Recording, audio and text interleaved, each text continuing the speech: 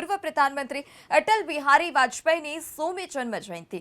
રાષ્ટ્રપતિ, પ્રધાનમંત્રી, ઉપરાષ્ટ્રપતિ આપી શ્રદ્ધાંજલિ। અમિત શાહ, રાજનાથસિંહ સહિતના મંત્રીઓએ શ્રદ્ધાંજલિ પાઠવી। સદૈવ અટલ સ્મારક પર પ્રાર્થના સભાનું આયોજન। જ્યારે શ્રદ્ધાંજલિ માટે રાષ્ટ્રપતિ દ્રૌપદી મુર્મુ, પ્રધાનમંત્રી નરેન્દ્ર મોદી, ઉપરાષ્ટ્રપતિ ત્યાં પહોંચ્યા હતા। અમિત શાહ, રાજનાથસિંહ સહિતના મંત્રીઓ સદૈવ અટલ સ્મારક ખાતે પહોંચ્યા હતા, શ્રદ્ધાંજલિ આપી અને જ્યાં પ્રાર્થના સભાનું પણ આયોજન કરવામાં આવ્યું છે।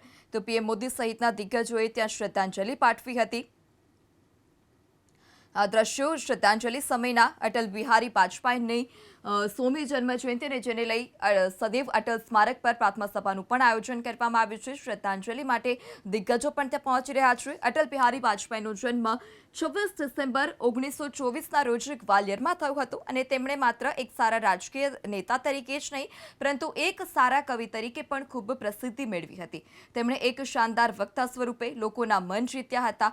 વાજપેયી ભારતના 11મા પ્રધાનમંત્રી બન્યા। પહેલા તેઓ 1996માં 13 દિવસ માટે પ્રધાનમંત્રી બન્યા અને ત્યાર પછી 19 માર્ચ 1998થી લઈ 19 મે 2004 સુધી સત્તાની ડોર પ્રધાનમંત્રીના રૂપમાં તેમના હાથમાં રહી હતી।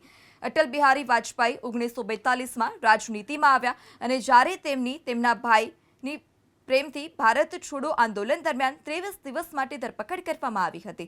ડિસેમ્બર 2005માં વાજપેયીએ રાજનીતિમાંથી સંન્યાસ લીધો હતો।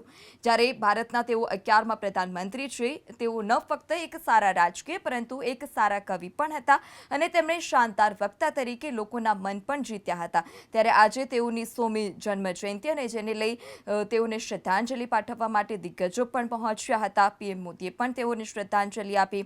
રાષ્ટ્રપતિ દ્રૌપદી મુર્મુ, ઉપરાષ્ટ્રપતિ જગદીપ ધનખડ, પ્રધાનમંત્રી નરેન્દ્ર મોદી, પૂર્વ પીએમ અટલ બિહારી વાજપેયીને જન્મજયંતિ પર પુષ્પાંજલિ અર્પણ કરવા માટે પહોંચ્યા હતા।